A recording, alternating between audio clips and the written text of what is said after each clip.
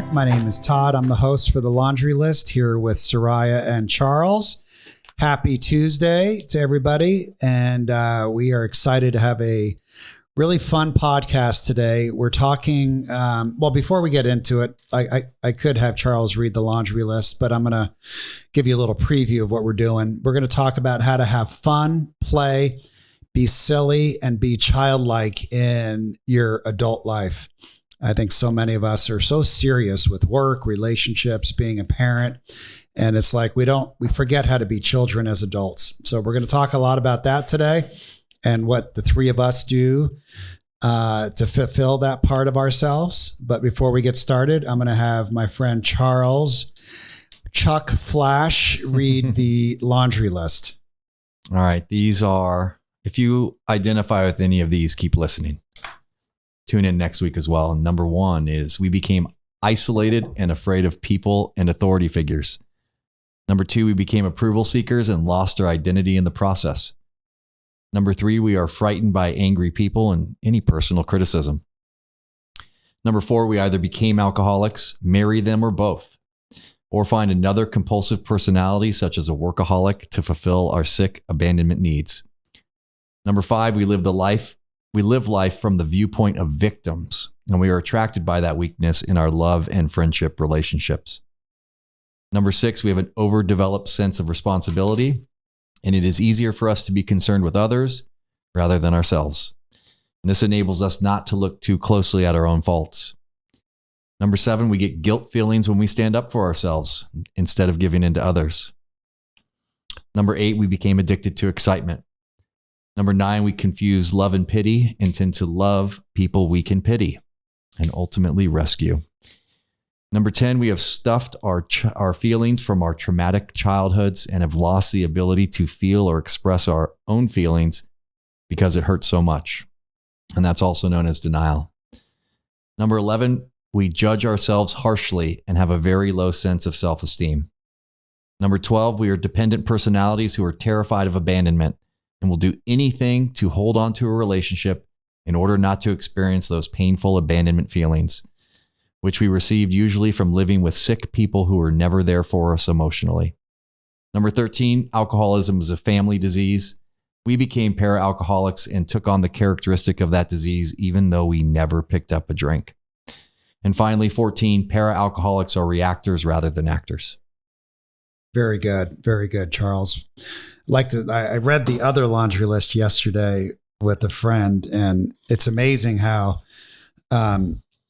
he looked at it and he's like, I'm the laundry list. My mom's the laundry list, but my dad and my sister are the other laundry list to the T. And they both qualify, for the programs that we're in, but they're so different, and then I call it the fight or flight. Some people just want to fight, and that's the other laundry list with the rigid control and managing. And the main laundry list is the ones that want to hide and are scared little kids, right? They want to hide under the bed and like protect me, save me, don't let me get hurt, which I identify with the main laundry list. But I know when I get a little too cocky or my ego gets a little too big, I can move over to the other laundry list pretty quickly. And they're both covering up the same thing. They're both covering up fear. So we don't have self-love. So speaking of self-love, and I can start us out. What do we do to have fun, to be silly, to be childlike, and really play as adults? And I was thinking about this today and yesterday when I came up with this topic. And for me, there's a lot of things that I do. I just think when I start my day off a lot of times by doing a cold plunge and diving in the pool, I talk to God, I talk to myself, I talk to my son, and I'm constantly trying to do things that just make me feel like revived and make me feel alive. So, I start my day off with that cold plunge and a little ritual that I have. I do a gratitude list. I like to listen to music and kind of dance around. I like to play music. I play my drums and my guitar. I like to watch crazy, silly movies and TV shows. anything with Will Ferrell, Jim Carrey, any of these kind of characters. I just, makes me light and kind of fun. I like to play pickleball. I like to play, Benook and Charles can identify with that. I can play pickleball a few days a week, and it just gives me this jolt of like being a child and playing. And remember that one day we were playing in the rain, Charles? And still top five. It was literally pouring rain, and we played for like an hour and a half in the rain, like just slipping and sliding, and it literally felt like I was 9 years old playing in the rain, and it was so fun, so fun. I do hot yoga. I laugh. I try to not take myself so seriously. I like to take naps. So anything that's going to make me feel alive, feel like the child inside of me is having fun and playing, I think is a good thing. So I like to open it up for just like an open discussion. But what are some of the things you guys like to do to have your little child, that inner little child that has had so much trauma and hurt over our lives? What do we like to do to kind of enhance and bring life to that hurt little girl or hurt little boy, to have them have fun, the fun they never really had when they were 6, 7, 8, 9 years old. Now we get to have fun and play. So what are some of the things that you guys like to do? So it's like you said, the child, when I was a child, never really got the chance to play and do all of that. And so that's still something that I'm kind of learning now as an adult. So one of the things that I always depended on when I was a kid was art. I was super into art. I had tons of art supplies. So even now that's trickled into my adult life. So I focus very heavily on my painting. I have an entire playlist that's just called Songs to Dance Around To in Your Underwear. Love that playlist. It's a great playlist. That's a good title. And so, I play music. I dance around. I take my cat on walks. Takes her cat on walks. You're not going to hear that very often. I got her like a cute little backpack, and her and I just go for a stroll around the park. And then, I play with my cats inside. I take boxing classes. I've been taking more walks lately. 2 days ago, I went to the playground with my friends at night, and we just, slid down the slide, played on the swings, like literally a child. Right. So it was actually really cathartic, and I didn't realize how great that would feel, but it was a lot of fun. Yeah. Just playing on the swing set.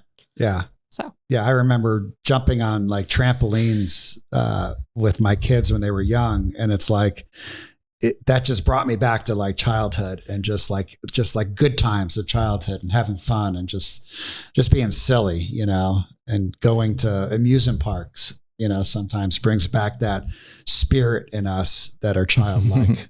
How about you, Charles? What are some of the things you like to do to have fun, play, and not be the serious adult? Yeah. So all these things that we're discussing right now, they're not even possible if I'm not comfortable with myself. Right. And then I'm looking for things to make me comfortable. And then I'm missing the whole point entirely. So after finally becoming comfortable with myself, I'm able to set that free. Right. Then I'm able to actually truly what's going on around me without the requirement of another person providing that entertainment. Right. Or a drink. Right. And for me, I'm an alcoholic, and I always use that to make me feel comfortable. And I've realized today the drink and the drug, the things that a lot of people use to go have fun and get comfortable, they actually make me miserable. So with that said, I've learned some other new things this year. Obviously, pickleball is a blast, Todd. That's a fun sport. We talk about that a lot. You've heard us mention it. It's fun. If you haven't tried it, it doesn't matter if you're 8 or 88. And you don't even have to be, if you were terrible at tennis, you can still go out there and have a blast with pickleball. So that certainly is fun. But you know what makes it fun, Todd? Because there's been times when I haven't had fun playing pickleball. Where I'm like, this is bad. It really is who I'm around and who I'm with. That's who you're playing with. Yeah, absolutely. Yeah. So, music. I mean, how come I can put on a song and completely change my state of mind? Right, I can completely change the way I'm feeling, and I can have fun with music. I can be sad with music. So music is obviously very powerful. How many thousands of times do we hear that? But I have been having fun laughing at myself, looking at these things that used to that added complexity to my brain. They used to, bother me. And Yeah, I'm different than I was a couple years ago. And what you started us off by saying something key, right? This laundry list. At some point, we flip flop and have recovered from the laundry list and can't identify them with the way we used to, and we graduate to the other laundry list. Yeah, we're control freaks. And manage everyone, and we have no empathy. And maybe we'll read that tomorrow because this is such a beautiful topic for today. But there's just looking around, there's so much to do. Like you and I, we could go run out there and have fun goofing around with the people on the street, so it's different things that I find a lot right now. My life is engulfed in work, right? But I'm having a lot of fun with it by trying to get better, by trying to break previous records, by trying to, like today was, let's try to have as much customer satisfaction calls as we can, right? So I'm always trying to have fun with that with my employees. And by and large, you've known me long enough, Todd, and Soraya as well. I go through most of the day with a smile on my face anyways, but I've picked up some other neat things. Like a walk. Those are fun. Those can be great because if we just stop and look around while we're walking, there's so much beauty around us. As long as we're not in our head. Correct. If we're in our head, we don't see the beauty around us. And that's why I preface this with, I have to be comfortable with myself. Otherwise there's no fun. And I'm going to try to manufacture. We all want to be delighted in some way, right? We want to feel comfortable. And if I'm in a bad spot, it doesn't matter. I could be at the pickleball court. I mean, you were there with me one day. We're out playing pickleball, having a blast. And I encountered a situation that was, difficult while it came across through my Apple Watch, and I stopped having fun while doing something that I'm describing as what I do for fun. So there's constant, my emotions and my feelings, they ebb and flow just as we would want them to. Mm-hmm. But being comfortable with myself is truly where I can have that innocent level of fun with myself. Yeah. And then I can't wait to bring that beauty into a partnership, into a relationship. And I never have brought that before. It was fill me up, make me feel good, tell me I'm cute, tell me I'm funny, tell me all the things that I question within myself. I can't wait to bring those things that I know about myself into it and hopefully sustain it. Yeah. So there's some things I do that is playing and having fun and childlike that are by myself. I play my drums, my guitar, the cold plunge, my ritual in the morning, like that stuff I do on my own. But then there's a lot of stuff I like to do with friends. And like sometimes it's going to lunch and being silly, right? Sometimes it's just like, last night we had game night and just laughing and having fun playing games, and it's like, there's some things that I enjoy doing in solitude by myself that are being childlike and fun, and other things that are in groups. But the most important thing I think we've all heard is we've got to have self-love because we can't get it from somebody else. Right. We're doing these things out of the pure enjoyment of things we want to do. Now, if someone says, hey, let's go,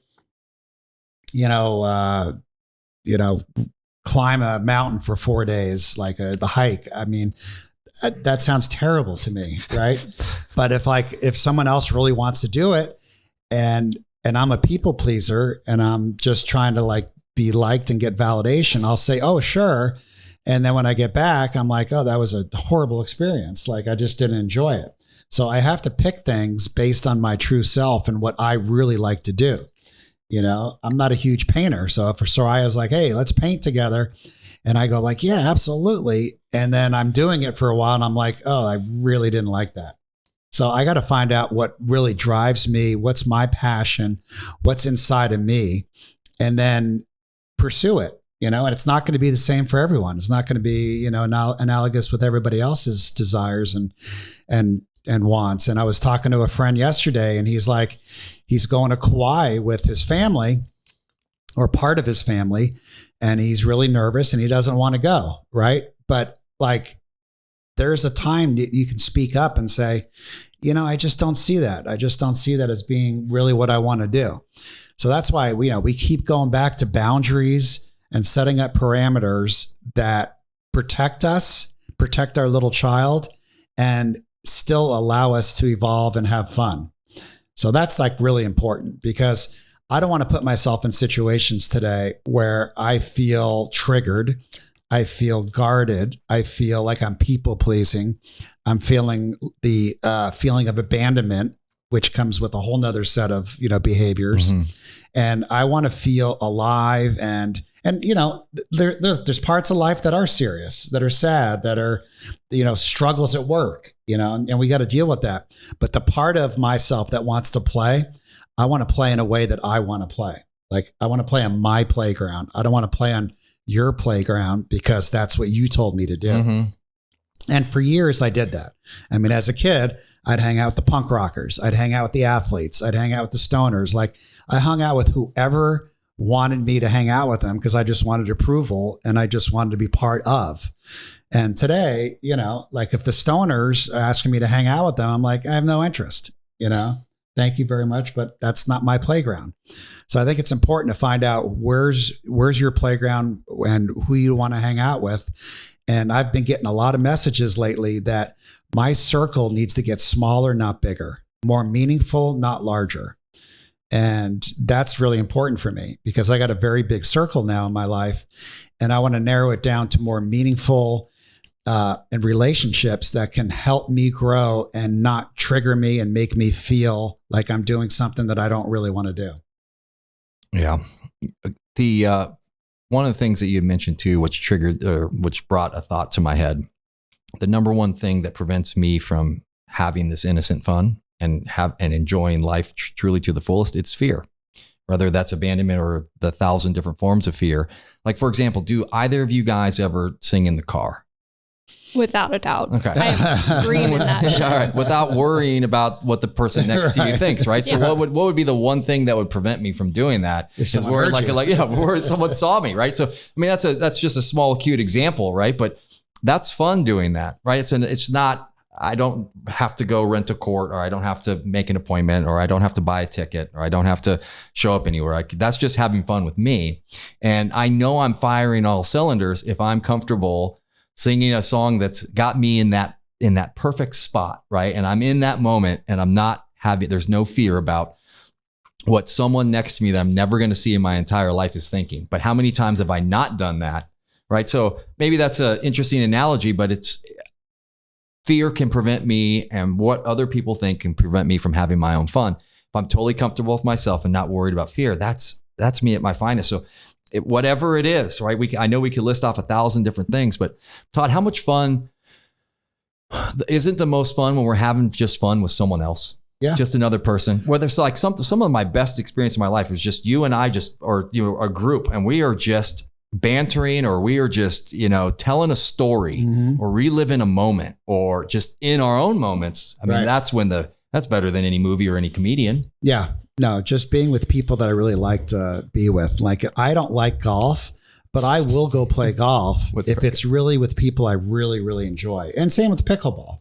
If guys are too serious and like throwing their rackets and like not talking. I remember I used to play golf with an old business partner, and he literally we'd play 18 holes and he wouldn't say a word to me after hole 3 because he was like full of rage. Yeah, right. Yeah. I mean, can you imagine how fun that is? I mean, come on. So like, I'm really, as I get older, I'm really trying to like make my circle smaller with people that I enjoy being with. Pickleball is a great example too. Like, I mean, playing pickleball with our group is so fun. Mm-hmm. And you just leave like with a smile on your face. Where if we picked other people that are too serious with it and like get too competitive with it, like I would leave feeling discomfort and feeling triggered. They're doing it for different reasons than we are. And it brings back childhood. Mm-hmm. Like, I want a childhood where I could be in the merry-go-round and just have fun. And I don't think I ever heard my mom say, honey, what do you want to do to go out and have fun today and play? It was always, did you clean your room? Did you study? Did you make your bed? Did you, it was like kind of responsibilities. Or you're in trouble for doing that shit you just did that you were having fun with. Right. So like, I never heard like, oh, honey, go spend the day, go having fun and play and be silly and get sand all over you and go paint yourself or whatever. It's like, no, that didn't exist. Yeah. I think as kids, we're conditioned to constantly think about other people and how we affect other people. You can't be too loud. You can't be too playful. You can't be too messy. Like, we are consistently conditioned as children to consistently think about other people. And as an adult, you have to kind of break that in order to really have fun. Because like Charles said, fear is what's holding you back from having fun. Right. Once you stop giving a shit what everyone else thinks, it's so much easier to have fun. And I've kind of learned that a little bit from you. I tell this story all the time about how you bark at people. Whenever somebody asks what my boss is like, that's always the first story that comes to mind. My first day on the job, he barked at some lady's dog. Can we hear the bark? Can our listeners? Okay, there we go. But like, you don't give a shit what she thinks. You're never Right. going to see her again. And once you can accept that what people think does not matter, and it's all about you, that is really the key to true happiness and true joy in the things that you do. When you stop being so self-conscious about what other people might say or what they might think, Right. or how they choose to have fun, because it's different than how you would. Right. And Yeah. I think, and it's even beyond that, it's the fear that I have about what they think, whether they're thinking or not, whether, I'm having fear what they're going to think about. It's my own fear. It's your own fear. It's It's not- self-imposed. It's like when I got sober and I used to think, oh my God, everybody's talking about me. Everyone's like, Yeah, oh, yeah. that loser Belfer had to get sober. He Can't couldn't handle his it, booze. couldn't control it. Like, and I just beat myself up for literally years until I got to the point where I don't give a shit. And now I've helped so many people Yes. by wearing it as a badge of honor. And like, I don't play in a band. I'm not really good at guitar or drums. I mean, I can play, but like I do it because it makes me feel good. I'm not recording it. I'm not sending it to people. I'm not putting it on social media, which by the way, I haven't really been on in a long time now. And it's like, wow, I'm just really enjoying doing things that I really enjoy doing. And I'm finding new things all the time. Like the last, I don't know, couple of weeks, my kids and I have been sitting outside playing music and looking up at the stars and seeing shooting stars, listening to the music, and no one's talking. We're just literally sitting there looking at the stars, playing music, and just like in sort of like our own little world. And it's like, it's serene. It's like, I don't know. It's like infectious almost. Like I love it. Like I've never really done that.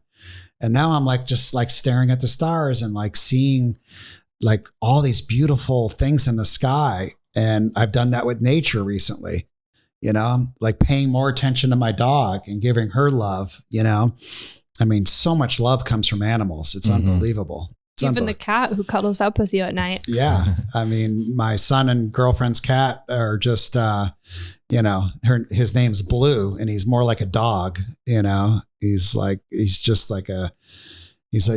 so lovable. And, it's just like, if I can come back as a dog or a cat and just feel unconditional love from a family who really cares, that ain't a bad deal. That ain't a bad life. I mean, just because all they want is love and for you to feed them. That's it. Feed them and give them love. I mean, how simple of a life is that? Right. That's all I'm looking for. Yeah. If someone just fucking fed me and gave me some love, And you can sleep for like 18 hours a day. Not even. I'll go to work and I'll contribute. As a cat? As a human being, just feed me and love me. I'll put that on my profile. Looking for someone to feed me and love me. That's it. I just thought of something like so many people that go on vacation, and I have this experience. That's why I bring it up. Is like you make this big deal about taking your family on vacation, and then the stress and pain and sort of the angst that goes with getting there and checking in and booking all the restaurants and all the things to do, and the kids aren't behaving, and it's like it becomes like a nightmare. And you're like, wait a minute, I'm supposed to be on vacation. Manufactured fun is what that is. manufactured We need a fun. vacation to feel better, and those are always so and shitty. to look good. Yes, And of to look course. good. Well, isn't everything to look good? And it's like, that's why, like I hear in our recovery work, it's like, hey, do esteemable things, do acts of kindness, and let's not tell anybody. And let's do it just for the act of itself. Let's do it from the act of just being kind or doing something nice for somebody else. And we don't have to tell anybody. And that's another level of like gratitude and humility, and I love doing that. Like, I'm not telling everyone that I'm playing drums and guitar and I'm going to start a band. That would have been me, years ago. Like I would have been like, oh, I'm so good. I'm playing. Yeah.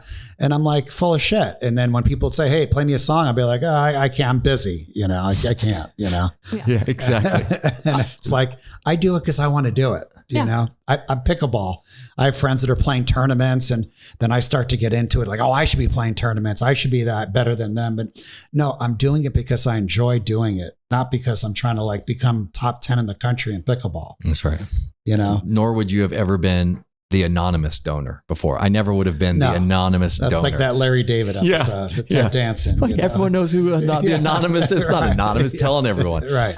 But yeah, you hit on something that's another way to feel great, which is go do something for someone for me to do it. Right. Not for everyone to know that I've done it, not for even them to know. Go do something kind or go do an act that's generous. Those are fulfilling as well. Yeah. There's something I have to do and I'm not going to tell you because I want to keep it humble, but it's been on my list in my calendar for a long time.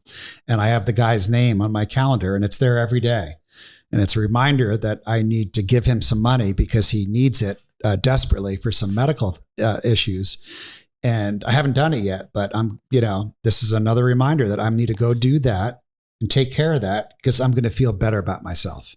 Mm-hmm. Not because I'm getting pats on the back or anyone's going to know because I haven't really told anyone.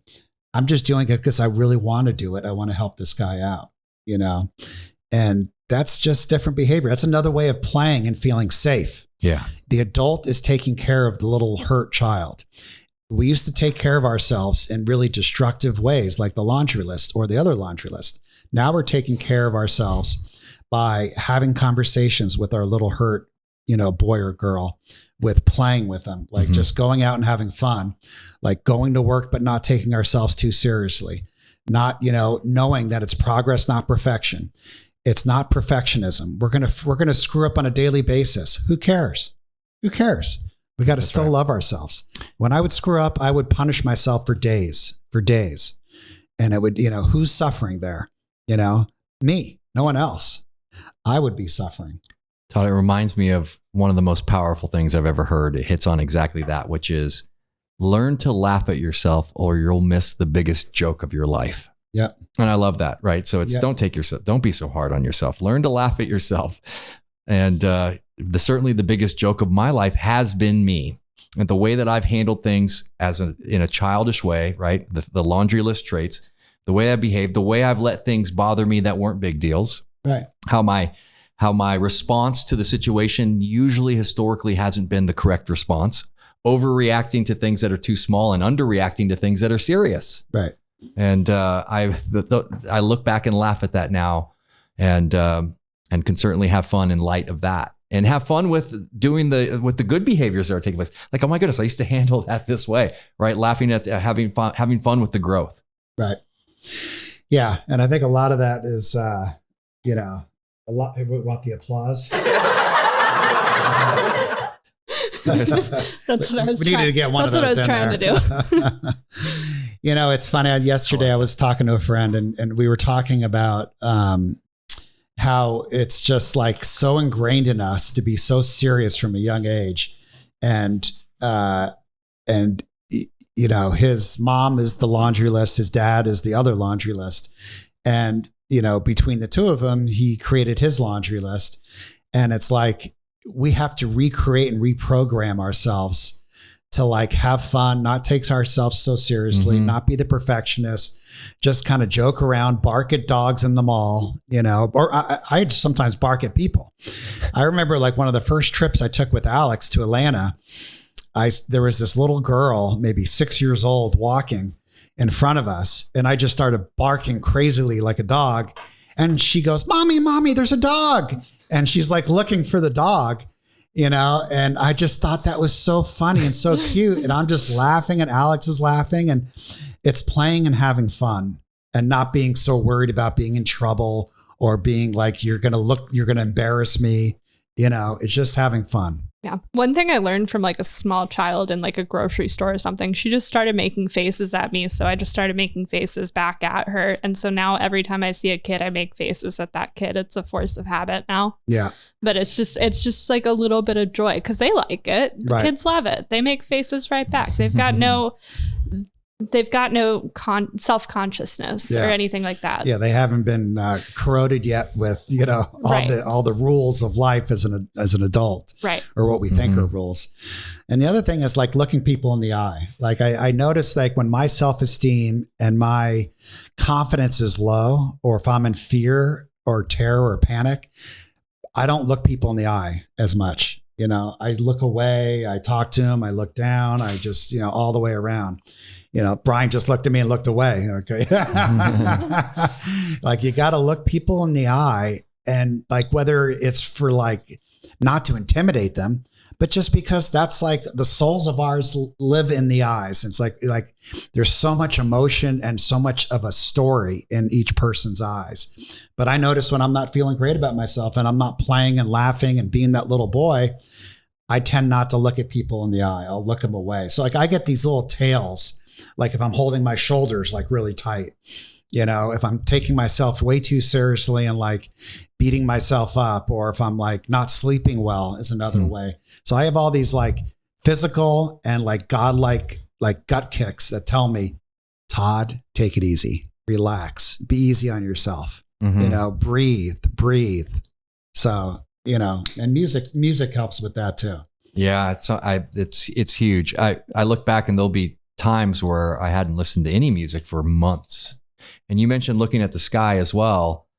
I would imagine there's a lot of people that are listening right now that haven't looked at it in a long time, right? We've been living now recently for a while with the 6 inches in front of us, right? And forget what it looks like. Like, so that's something that's new to you, and you're like, wait, wow, this is actually great. Yeah. I forgot what it looked like. I mean, we rarely are looking up, and there's satisfaction in that, and it just comes with that inner peace from within. We'll find that beauty and have that fun anywhere.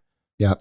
I've been getting a lot of messages from the divine God, a lot of messages about putting the screen down, put the electronics down, put the screen down, be in the moment, look around you, talk to people, get to know people, tell them your fears. That's been another message that's been coming to me a lot. Tell them your fears. If you're scared, tell people you're scared. Mm-hmm. It's okay. Like I'm really scared and here's what's going on in my life. It's okay. We all think we have to be strong and perfect and like, macho, but like, let's be humble, vulnerable, open. And that's part of this podcast about communicating in relationships, about being who we really are and where we're at. We're not going to always be this like strong, masculine or feminine person that's like got it all figured out. Like sometimes we got to say like, I'm really fucked up today and I just need a hug, or I just need you to listen to me, and that's super important. And the right people in your life will be there when you are open and vulnerable, and you can tell people that you're scared. The correct people will know exactly what to do. You got to be around people that make you feel safe. Yeah. Like there's certain people, there's no way I would do that to, because I just don't feel safe. Mm-hmm. There's other people like, I can tell them anything and I feel safe and not judged. And I feel like they'll hug me and everything will be okay. Yeah. Yeah. And for those listening that may not have that person to talk to, maybe they're identifying with what we're talking about here on the show, but they don't have a person that they could say, I'm scared too. There are groups of every shape, form, size, ailment, problem out there in every city across the country. And in every single one of those, I imagine you'll find one where they're laughing about whatever it is that's ailing them. Yeah. Like just whether it's a lot of support. Yep. And then in there, you'll find love in every single one of those. If I look at this, looking back on different fellowships that I've been a part of, I mean, it's almost like an immediate new family, and there's someone there that can identify with what I was saying, and I felt connected to, and I was then in turn able to share those things. There's no way I could have recovered from a seemingly hopeless state of mind or found peace from within all alone. No chance. Yeah. Yeah. And that's half the battle. I know when I got sober, I was just there to get my wife off my back, and so she wouldn't leave me, so I wouldn't feel the abandonment. But I got to tell you. Not yet. By the way, for those listening, 2 days ago, Todd had 24 years. Thank you. Thank you. Thank you. Oh, that's a shitty applause. That's a shitty one. That's golf clap. Okay. All right. We're yeah. There we go. We're going to get it. Progress, not third perfection. time's a charm. Yeah. 24 years ago. I mean, big deal, Todd. I was just trying to get my wife, off my back, and I just didn't want her to leave me because we all know what that feels like with the abandonment. Yes. And so I was just going to hide out. And I got to my first AA meeting and cried like a baby for the whole hour. And something shifted in me. It's like I can let out my emotions. I can let out my emotions and feel for the first time in a long time. And that is healing. And that feels good. And I'm still doing it. I'm still letting my emotions out. What we talk about, don't trust, don't feel, don't talk. Like that's such bullshit. Talk, feel, trust, with people that you feel safe around. And yeah, I mean, that's kind of all I got today, but if you guys have anything else to add, and I think this was an amazing episode, kind of took a different direction, but at the end of the day, we got to love ourselves, that self-love. Mm-hmm. That's begins there for me. I think I'm all good here. I think we've said everything we needed to say. Go have some fun, everyone. Thanks for listening. Fun. Do something that you wouldn't normally do. Go laugh like a giant Buddha on top of a mountain. Go, dance around in your underwear with your underwear music playlist, or go paint in the nude, or do something fun. Just go do something fun today and give yourself permission that it's okay. We love you. Be nice to my friend today, and we will see you next week on The Laundry List.